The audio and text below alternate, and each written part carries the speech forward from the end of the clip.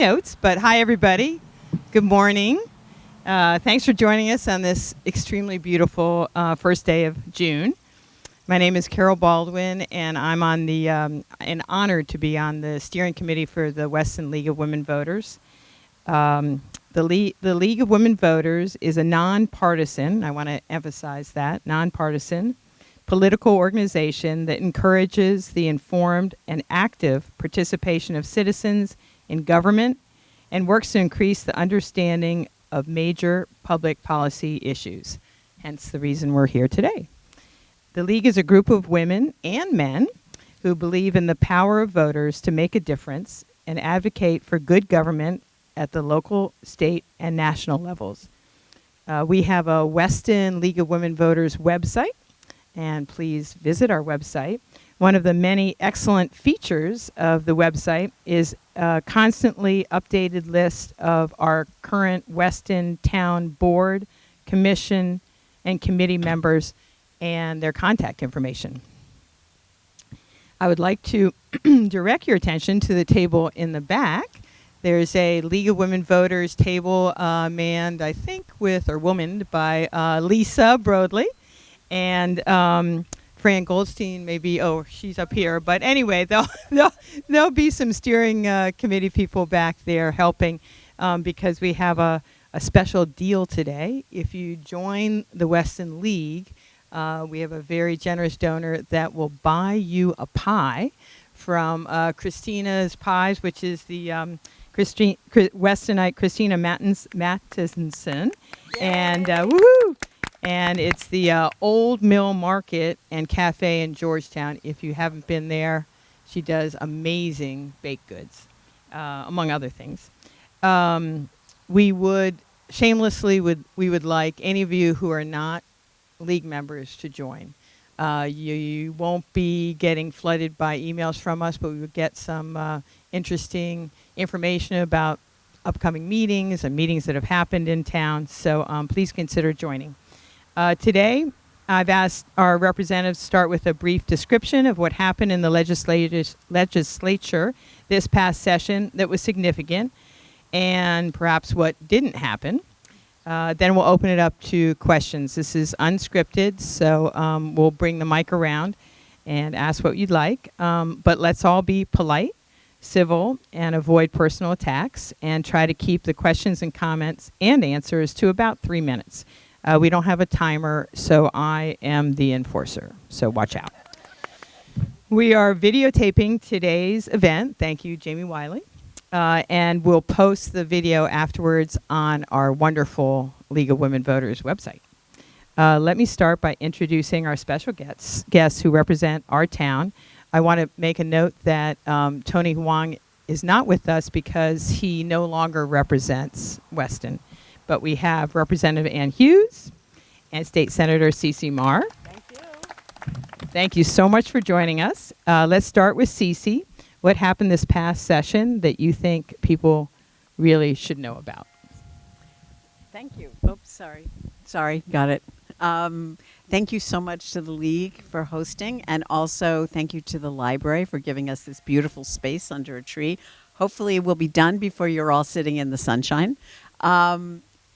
What happened this session and what didn't? Well, this is known as the short session. So last year the session was from January to June. This year it was from February to May. So it's a very quick amount of time. Speaking as the chair of the Children's Committee, and I'll tell you the other committees I'm on. So chair of Children's, vice chair of Higher Education and Employment Advancement, and then I sit on Energy and Technology, Human Services, Judiciary, and Interns. So it's a very quick session. Like literally we had about 2 weeks from the time it started to finish getting all of our bills out in the Children's Committee. So it's very, very, very quick. So it was February 4th, I think, or 7th, I can't remember. And then by March 12th, all of our bills had to be out of committee in that particular committee. So what happened, I was very pleased about some of the bills that we did, specifically around aging. We did some on property taxes. We did a little bit on housing. almost nothing on environment, which was very distressing. We did do a little bit, but there was a governor's bill that I was very excited about, and also a climate crisis bill out of the House I was excited about. Neither of those went out through. And in the Children's Committee specifically, we did a behavioral health intake form working group for children, which is so a constituent, and this is worth noting, a constituent came to me and asked me to put this bill together because her experience with her child had been, she showed us the box. She actually brought it to the testimony. She had a big box full of all the different forms that she had filled out over the time for her child as the child went through different services, and asked if we could do a common app for behavioral health intake. And it's like, yeah, what a great idea. So we put together a working group, and that bill passed. And through both houses, I was really thrilled about that. Also, you're all very aware of what all the hate speech that we have been hearing. And so we also put together a working group and a lot of working groups happened this session because it was a year that if it had a fiscal note, most likely it was not going to be a bill that was going to pass because in this short session, usually your bills don't have any fiscal notes. What is that? Oh, fiscal notes. Fiscal notes are the Office of Financial Analysis takes a look at the bill and sees what the financial impact will be of that specific bill. So if it has a fiscal note, generally it costs something, and that means that you have to get a lot of people on board, all the way up to the governor, before you can get that to go through. So anyway, the second thing on the working group on hate speech, what was the impact of hate speech on children? Well, that's kind of, in my opinion, a big duh, because we know what the impact of hate speech is on children. But that's the jumping off point for the second part of this, was to look at a scan programmatically across the state to see what was working in anti-hate speech and restorative justice and programs that are really protecting kids. So that is, we're just about to constitute that working group. So that's pretty much where I was. We worked on a lot of things, and there were many things that did not actually get through the legislature. But I'm not going to talk more about it because I know Ann has some she wants to talk about. Thank you, Senator Marr. Boy, you guys are so lucky that you have two social worker policymakers. You know why? Because we're really looking at the underlying causes of some of this distress that we're all seeing, right? Across all kinds of sectors, including, dangerous driving, all kinds of things, right? And so how do we craft policy that is informed by your experiences, your testimony, your requests, and also informed by good evidence and good science? So that's, I'm really proud of a lot of the work, and I'm really proud of your senator here who has really leveraged her seat in the Senate, but also her chairmanship of Children's to get some priority bonding for Weston, to get... I didn't even mention that. Thank you. Yes, because, we have to divide and conquer a little bit. We represent a lot of towns, and we got to say, how can we get this for Weston? How can we get this? Did I say what I did? Okay. For 3 years, we've been trying to get $500,000 for the emergency communications system, and we were able to get that. So I was thrilled, and so were your town administrators. So there's a lot of behind the scenes things, but what Cece was referring to is that this was not a budget year. We crafted a 2-year budget last year in the long session, which gave historic tax cuts and funded a lot of priorities. This year, we used some ARPA money to really fund some nonprofits, not enough in my opinion, that are doing essential state services, that are contracted to do essential services, but also funding education and some higher education, filling in those gaps so that they don't have to cut as many faculty and services that they would have had to cut. So besides higher ed and nonprofits, we didn't, we're really disappointed that we did not extend universal school meals, breakfast for all. So I really feel like that's going to hit families very hard in September when they're just trying to get kids out the door, and all of a sudden they don't get to go to school and have breakfast for everybody. So we're working on that. There is $1.2 million that the State Department of Education can start to use to fund that. But we really believe that it is the state's responsibility to fund the basics of education. School buses, books, pencils, and laptops or Chromebooks, and food while you're there for 6 or 7 hours. We need to update the essentials to learning. I do want to say that one of the constituents here in 7th and 8th grade 5 or 6 years ago, when Cece's predecessor, Will Haskell, and I were hearing from students, especially middle school students, they said that they don't feel safe going to bathrooms in middle school, that they wanted us to put in a bill for gender-neutral bathrooms, that they basically don't feel comfortable and they don't use the bathroom the whole day during school. We were shocked. And then we asked other parents, is that true? And they asked their students, and they said, yeah, I limit the amount of water or fluids I drink so I don't have to use the bathroom. We thought, this is crazy. Again, what are some of the essentials that we can have in school so that kids can turn their focus to learning? This year, in the bond bill, all new construction schools have to include gender-neutral bathroom. And that's because directly from your middle school and high school students that requested that 5 years ago. It took some time, but it's in there for new schools. And, I really want to applaud the young people for bringing that to our policymaker attention. We did pass some transformative bills around aging and nursing homes, and I'm very proud of that the speaker and the governor made that a priority. We're still reeling from the devastating effects of the pandemic, especially on nursing home residents. There are we took a really close look. There are still nursing homes that have 4 to a room. That is crazy. This is where people live now, and we need space and privacy. We need transparency. So many families are looking for services for their loved ones. They don't know where to look. They're out of state, and so we created a dashboard of services and rating system and centers of excellence. So if you're looking for services or a place to live for your loved one, you need to go to a one-stop shopping that's neutral, that's not trying to sell you anything, that's really operated by our State Department of Aging, along with increased ombudsmans to create some oversight.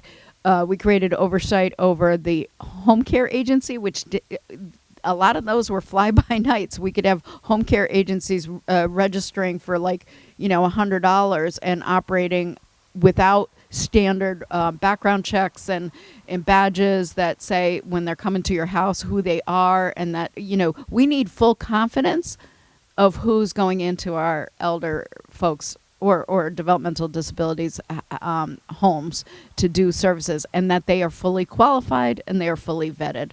We also passed some security protections in the wake of the horrific murder of the nurse in Willimantic, to provide security escort and vetting ahead of time if there is a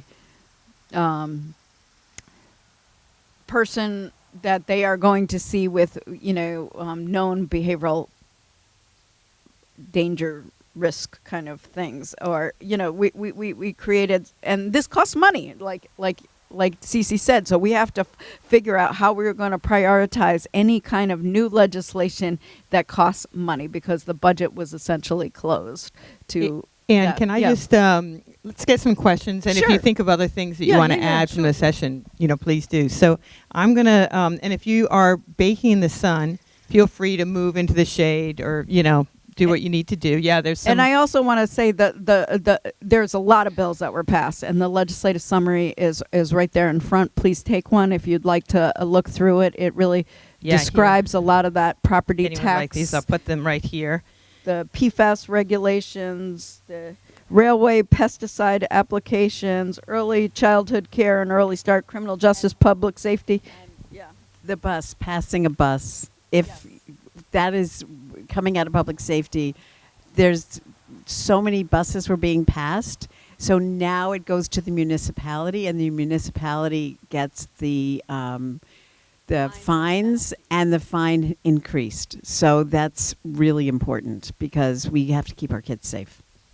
So let's start with a question. Anyone? Here, hold on.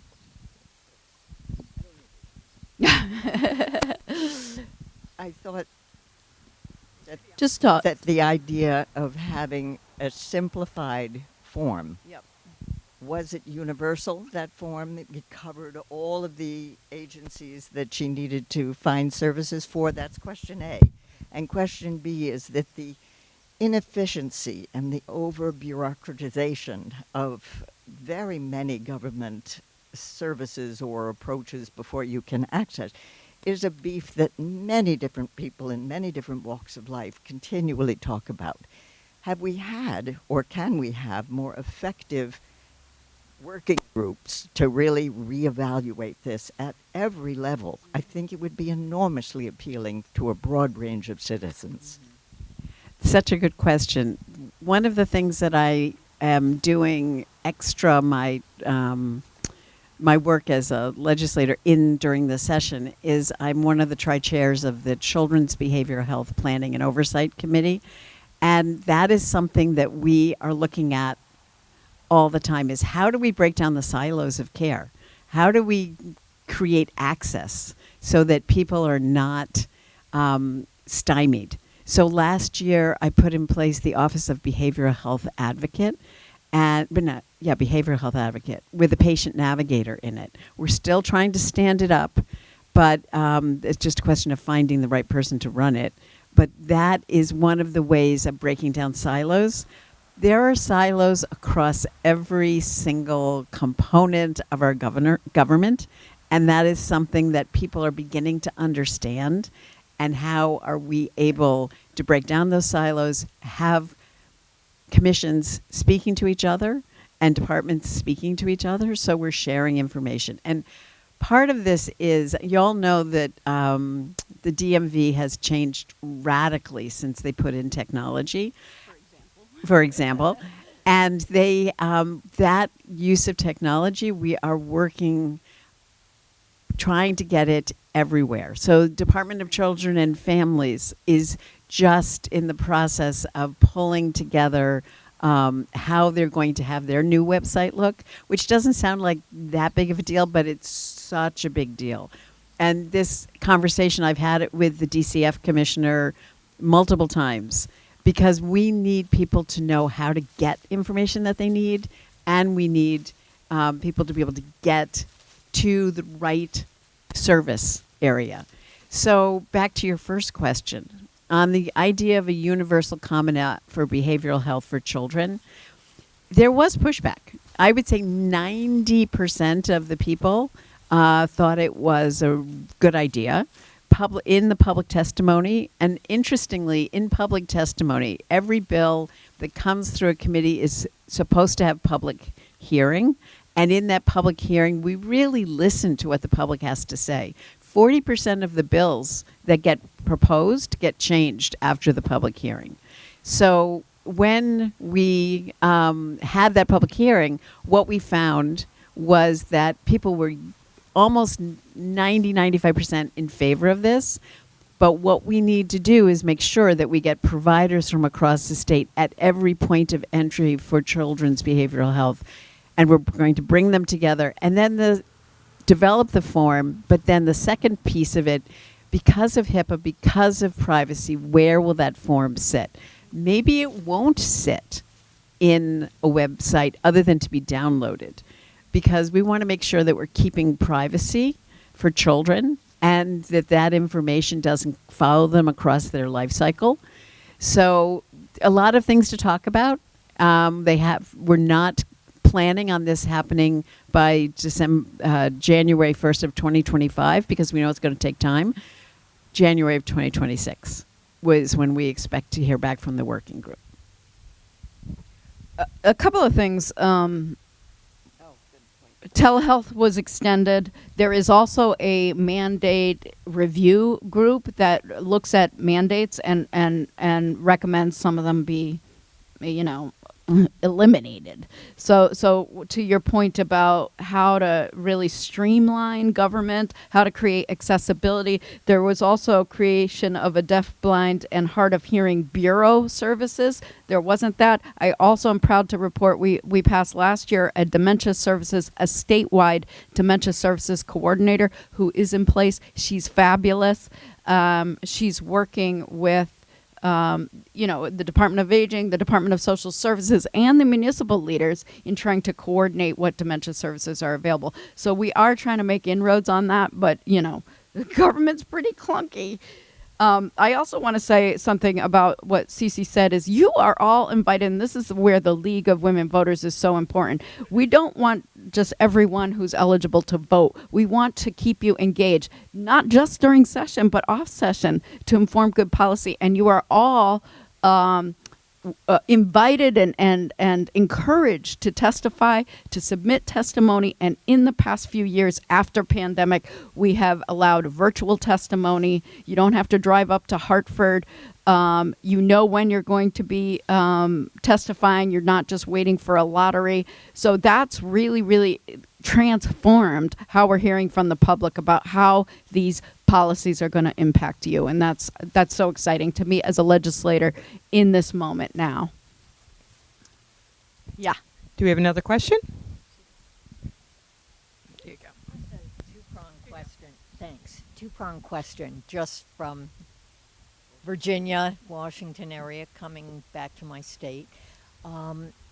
Has anything been discussed, I'm sure, surrounding a lot of issues, but artificial intelligence? Artificial intelligence And- didn't get passed, and that is a big initiative of the Senate. Let me let the senator talk about that. But boy, we had a model bill. So Senator James Maroney started on AI, and I noticed someone in the audience had a Surge AI T-shirt on. SEG? Steg AI. We had a bill that was put together that took 9 months of Senator Maroney working with Microsoft, Google, Facebook, flying across the country, doing Zoom calls with other legislators in other states. He put together an incredible AI bill that I took some time to sit down with him to go through item by item to make sure I knew what it was about. He worked with the Center for Democracy and Technology to make sure that it was protecting consumers. And it did pass the Senate. It did not get picked up in the House. So you'll see it again next year. But the thrust of it was to put in protections, the government It was overseeing the private sector. consumer protections, deep fake protections, both in pornography and in political speech. Right. There were so many different segments. I think there were 20 different sections of the bill. Right. But it will come back. Yeah, because I know revenge porn. We're looking into that. with This would Christian have addressed that. I also want to mention that we passed. Yes. Yeah. Yeah. In the Children's Committee, we changed child pornography in statute. It is now going to be called child sexual abuse material, because pornography has multiple definitions. So now it's going to be child sexual abuse material, and it in statutes, and that was a huge change. Really huge change, because you have to go through all the statutes and change the language. So not only did that bill come through the Children's Committee, it also had to go through judiciary, because it has an impact in the judicial system. You before this started, you talked about people looking to Connecticut for model legislation. This would have been one of them. I will say another model piece of legislation with AI, right, was we passed a bill that now exempts medical debt from your credit rating prospectively, unfortunately not retrospectively. And the president just announced this past week that he would do the same through, I guess, an executive orders, whatnot. Again, modeled on Connecticut's legislation. We also expanded paid sick days, updated our paid sick days law from 2011 to include virtually all employees to earn up to 5 days of paid sick days, which I can't believe is a controversy after the pandemic, but it's the least we can do. I don't care if you're part-time, if you're full-time, the size of your employer, and it's staggered over several years to give small employers time and maybe some resources to make that happen. But really, in this day and age, when you compare to every other country, why we don't have paid sick days for everybody who's working should be able to protect their families and the public from these deeply, deeply contagious illnesses and take care of themselves without having to go to work because they can't afford to stay home. And I'm very proud of that we got that through, but it took us 5 years. So it's crazy. 5 years and a lot of filibustering. And a lot of filibustering. That this was going to break the economy. It's going to break the economy. Hold on. There's someone who's getting a suntan over here. Thank you. I wonder what we're doing on a few. Okay. I wonder what we're doing on a few big issues. One is protecting the grid in Connecticut. Another is the trash situation. The waste As I waste recall, hauling. about 2 to 3 years ago, one of the trash to energy facilities went down, and back then we were sending 45% of our trash out of state, which is Right. very expensive and not sustainable, environmentally, I'd say. And the other thing is what's happening with to improve the transportation system. A lot of people are working from home these days, but still it seems to be getting worse and worse out there. So we have I'll start with transportation and then we'll go into the environment. So is transportation, waste hauling, and the third one was the energy grid? Okay. So on the transportation, there are a number of bridges and rail work that is being done, and we have President Biden to thank for that, because the infrastructure, what is it? The bipartisan IRA, Infrastructure Rehabilitation Act, has billions of dollars coming to Connecticut. Everything takes time. That's the biggest problem, is we need to get shovels in the ground. We need to use this money. On a number of bridges, the walk bridge down in Norwalk is being worked on. One of the reasons that our transportation is so much slower is because of these bridges that we have to slow down to cross over them. So you're talking about rail bridges. Yeah, I am talking about rail bridges, sorry. Not the car bridges or walk bridges. So anyway, that is something that is in play, but unfortunately we're not seeing it at the speed that we would like. So that's that. On the waste hauling, and there were a number of environmental bills, and including 5004 in the House and also the Governor's Bill 11 that included aspects of that, and nothing happened on that. And as someone who stands solidly as an environmentalist and believes in all of these things, I do have to shout out Weston, because you are doing phenomenal work on your, thank you, food waste diversion. See, we're a good team. I know what she's thinking. Yes, before it comes out of my mouth. So that is really Weston is to be applauded for that, but across the state, it is a huge issue. And part of the reason this is such an enormous issue is because methane, which is generated by food waste, is 25% more dangerous to our environment, to the help me out here. Ozone. Thank you, ozone, than CO2. So that is really important that we fix this. So cutting down on emissions, great, but we need to also cut down on our vegetative waste.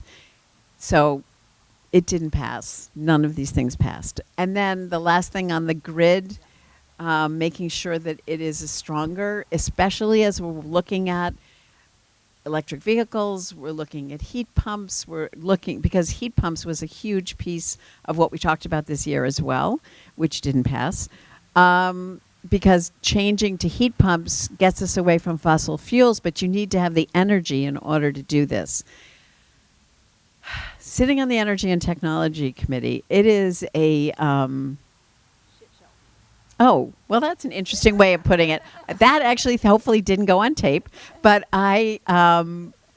it's a frustration, but it's also an enormous learning curve because there is so much to learn about technology and so many different aspects of technology, whether it is the electrical flow, the hydropower from Quebec, whether it's the solar, whether it's the wind turbines, all of these things are different aspects. And then also when you get into energy and technology, there is, PURA, the Public Utilities Regulatory Commission agency, and that is, and all of the interactions between Eversource and PURA, and I'm sure you've read about them. Anyway, long story short, you are 100% right. Our grid should be safer, stronger, and I don't have an answer for you other than we talk about it and we have to do more. I do have to shout out Commissioner Gillette because she has done a remarkable job of keeping both Aquarian and Eversource from raising prices. But as you all know, maybe you don't, on July 1st, all of the, every 6 months, all of the energy rates get readjusted. So you might want to look at Energize CT, depending on what the rates are. You can go on and pick a provider outside of Eversource if the rates are going to be going up, which I believe they are. I think it was 14 cents. Is that what it is? And so go to Energize CT and you can pick a different provider and keep your energy costs down. Yeah, she covered it. I mean, this is a collaboration between our federal partners, obviously, to invest in transportation, public transportation. You ever see those maps of the U.S. rail compared to Europe? It's so discouraging because we have disinvested in public transportation over 75 years, and we can't reinvest overnight. But yeah, I totally agree. Eversource just sent out something this morning that I'll pass along, and I did pass along because you're going to see an increase, but they say it's almost entirely within the public benefits portion of the bill which pays for state mandated energy programs like power purchase agreements and customer assistance programs, as well as other costs charged to Connecticut customers under state law. That's true, but at the same time, the standard service supply rate will actually decrease, they're claiming, on July 1 from 14.71 cents per kilowatt hour to 8.99 cents per kilowatt, which will offset a large portion of the increase from the public benefits portion. But here's what you need to know. Starting July 1, residential electric customers on Eversource's standard service supply rate can expect to see an increase of approximately $8 per month on their bill if they use an average of 700 kilowatt of kilowatt H, whatever that is, of hours. But residential electric customers who have chosen a third-party supplier, which is what Cece was talking about, and are often not on standard service, will see an approximately $48 per month increase on their bills. So pay attention to that. That's what they say. We do not make a profit or control the nearly 60% of the average customer's bill on standard service. The policies paid for through the public benefits charge are inherently good for customers and our states. And Pura had decided to collect costs. Pura only controls a portion of what's on your transmission and your supplier rate. We purchase supply from ISO New England, so we can't just control that. There's also transmission line rates. We passed laws after Hurricane Isaias called Take Back Our Grid Act to create a lot more transparency and to disallow these energy companies from passing along profits to ratepayers like CEO pay and that kind of thing, or lobbying costs. We stopped them from charging their lobbying costs to ratepayers. You wouldn't think we'd have to pass a law to that, but they are trying to recoup some of their profits other ways. Let me be clear. This is from Eversource. I will send that out to you. But yeah, like Cece said, it's a very complex regulatory environment that we are trying to lower costs, but we pay some of the highest in the country, and that's a fact. Okay, thank you. Let's get another question here. Hi. I thought I'd slightly change the subject a bit. I know here in Connecticut, women don't have to worry about a right to choose. Is there anything we should all worry about in terms of someone else doing something that will cause us to have a problem? Yeah. Quite frankly, if the former president gets elected and that Supreme Court enacts a ban, there is nothing we can do about. We have enshrined prior to the Dobbs decision the Reproductive Freedom Defense Act in Connecticut state law, which many other states are modeling their reproductive defense acts on Connecticut's law. But it is in our state constitution, which means if the Supreme Court does whatever they want in this extreme Supreme Court, that overrides our protections. So we are all at risk. Make no mistake. Well, thank you.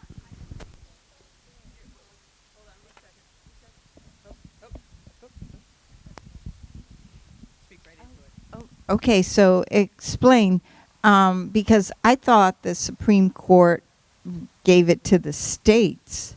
They did right now, but if anybody like this Supreme Court is indicating their willingness to enact or uphold a federal ban. And keep in mind, they are shopping for cases that are going to come to the U.S. Supreme Court, which will be federal. Which they could definitely rule a federal ban, and that would override our state protections. Oh my! And I don't want to put too fine a point on it, but I will. What Ann just said about the fact that if the former president has said that this is something that he would support, right, is a total ban on abortion across our country.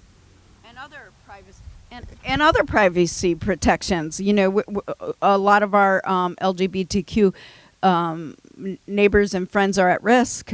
Trans kids are at risk. There's increase in violence, and those protections and privacy protections about your own personal medical, decisions and history could be at risk. That's why we enacted the Reproductive Freedom Defense Act last year, and it has incredible privacy protections that are super important, and it also protects the providers, the medical providers, from being sued. Okay, let's get another question. For delivering medical care. Here you go. Hi, this is a big bipartisan issue. The influence of the Chinese Communist Party on American culture through TikTok. Yeah. Through Confucius Institutes, which are at colleges all over the country, which are essentially front groups for the Chinese Communist Party.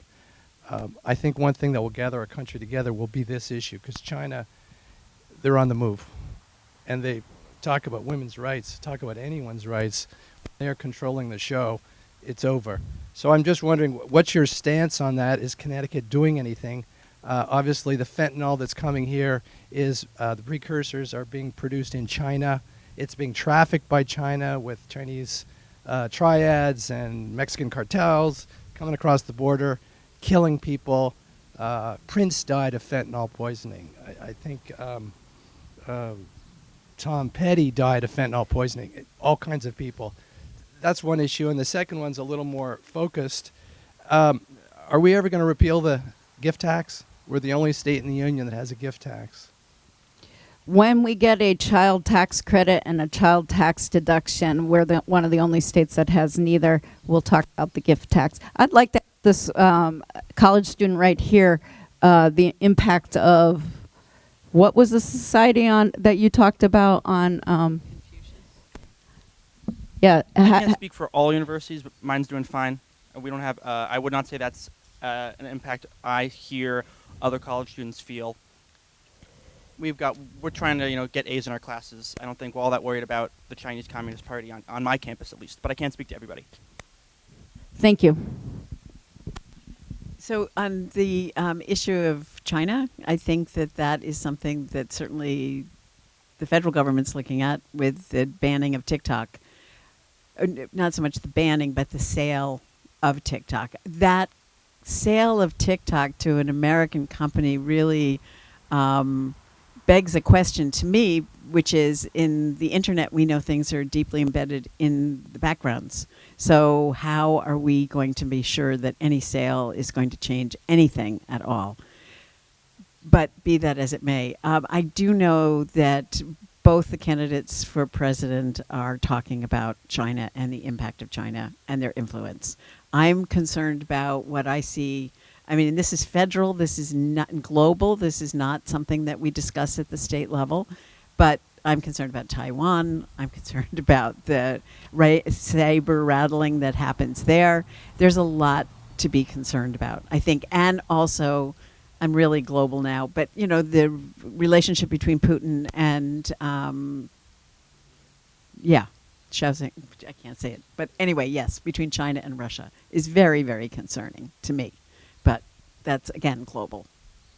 So the legislators have to leave right at noon. So if you have a burning question, this is the time. So I do have to apologize for leaving at noon, but today is June 1st, and we are the first day of Pride, and I have Pride events all over the district.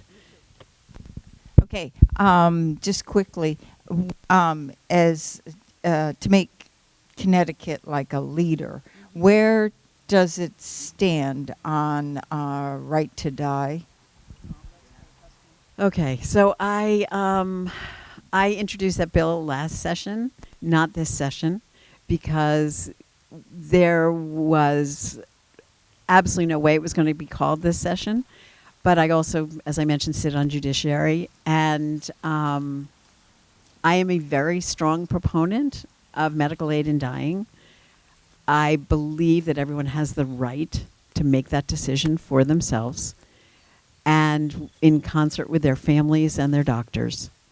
But it did not come through the judiciary last year. We're not even able to bring it to a vote. So there's still more work that needs to be done to change some hearts and minds on that committee. And some of our strongest proponents, that day that we announced in judiciary last spring that we were not bringing that vote out, I just sat there and saw the people in the audience crying. It's just devastating to watch. But just know that I believe in it and will continue to champion it. And we need your help in championing it. Everyone who has had a lived experience with a dying loved one understands that there are some, this is a natural process. We have all kinds of medical aid in birthing, but we don't in dying. And that is, maybe a cultural leftover, but there are ways to do that with dignity, with safely, with self-determination. And we need, Weston has been a huge champion of this, and really almost across the board, we need more folks to, again, push our legislators to, not us, but everyone to champion this and make sure that their legislators on judiciary understand how important it is to the public. Another question?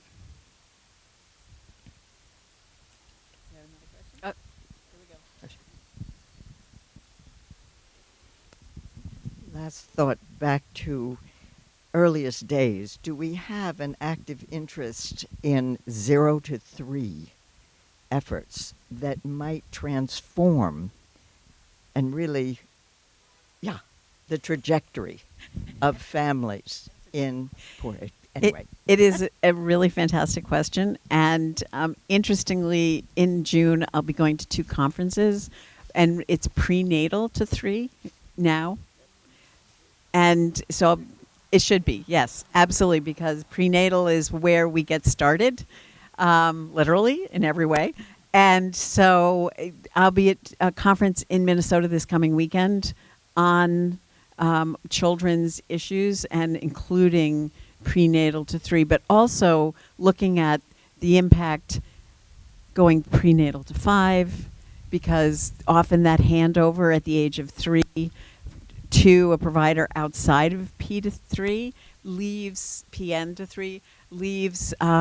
people in sort of they fall off a cliff. Children fall off the cliff, families fall off a cliff. So I am happy to say that when Anne was talking about children and feeding, Anne and I were both very, very vocal about the fact that children need food. They need it to grow. They need it to be present in the classroom. They need it to make it easier for teachers to teach, because the children are not hungry and fidgeting and acting out. So we were able to make sure that $1.2 million got used in ARPA funding through SDE, State Department of Education, so that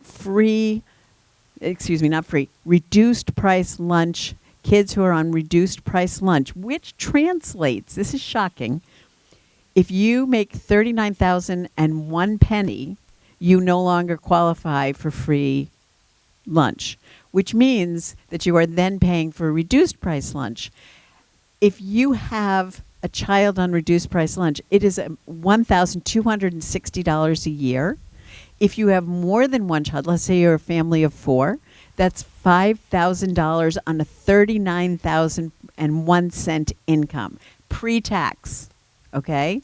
So we need to feed our kids. But going beyond that, we also made sure that funding from the ARPA funding. So let me explain what happened with ARPA funding.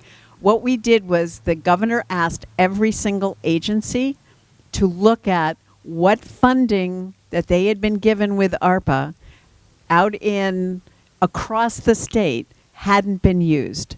And then we brought all that funding together, and it ended up being like close to $400 million. And when I was buyer at Lord & Taylor, I always dropped my zeros. It was very embarrassing. I just did it again. So $400 million, and that money then was reapportioned to make sure that we are under contracts by the end of 2024, and then we have till the end of 2026 to use it. But in particular, I was excited by the fact that we made sure that the children's care and early childhood was funded. Thank you. See, we're such a good team. Early childhood was funded out of the ARPA funding, because we know that money will be used right away. So that's really exciting. But just know I am on your page, because I truly believe children are our next generation of workers. Children are the ones who are going to grow up and become the producers of the economy, and they're going to pay into Social Security, which helps all of us. And we want our children to be highly educated. We want them to be motivated. We want them to be fed. We want them to be prepared for the next level of society. And if we do not take care of them at the earliest stages, we are just shooting ourselves in the foot. I would say that the original version of the Bipartisan Infrastructure Act did also invest, or one of those acts, in early childhood, invest in early childhood education. It got stripped out, and also elder care. So the states are left picking up that early childhood investment. We did pass a major early childhood bill with some investment outside of the spending fiscal guardrails so that we can invest in more care for kids and more early childhood slots. But many families in this district say, I had to quit my job because I cannot spend $70,000 on child care. Like, I could not sustain, there's no subsidized child care alternative. But I will say I'm proud that Connecticut led in covering Medicaid postpartum for all eligible moms and their babies at least 12 months postpartum. That's super important. And baby visiting, and also prenatal. We expanded prenatal, and then since we did that, 43 other states have done that too. Because keep in mind, Medicaid dollars come from the feds. We put a portion of that from our state budget in it, and next year we have to expand our Medicaid rates, which have not been raised in 20 years, and that's why providers are less likely to take Medicaid patients. I will say we're also first in the nation to do baby bonds, invest in, again, those same Medicaid families born into poverty, so that when those children turn 18, they will have a little nest egg that's been invested for them for college education, higher education, vocational, buy a house, start a business, etc. Again, model legislation. All right, so I think this will be the last question. There are two beautiful osprey circling here, so that's very nice. Anyway, so the last question, who has a burning question? It's now or never. All right, if not, then I'll give you a couple minutes because you might want to say hello. If you want to say hello to our legislators, thank you so much. I do have... One final word. I was just going to mention that something which I think is kind of crazy is that we have to run every 2 years, because just as we're getting into the cycle, we have to run again. And the continuity of that is kind of nuts. Certainly in the Senate, I looked across the country and 36 states have 4-year Senate terms. But anyway, be that as it may, point being, I'm running again, and so is Ann. So we will be coming to your door to knock. Thank you so much. Tell us what you think. Ann. Tell us what concerns you have, and let's make new legislation that works for everybody. Thank you so much for spending part of your Saturday with us. We really appreciate you coming to our little village of Weston. Thank you. Oh, and if you're heading out, think about popping by Christina's and getting a pie. They're delicious. I believe they're sweet ones and savory. And think about signing up to become a member of the League of Women Voters. Thank you.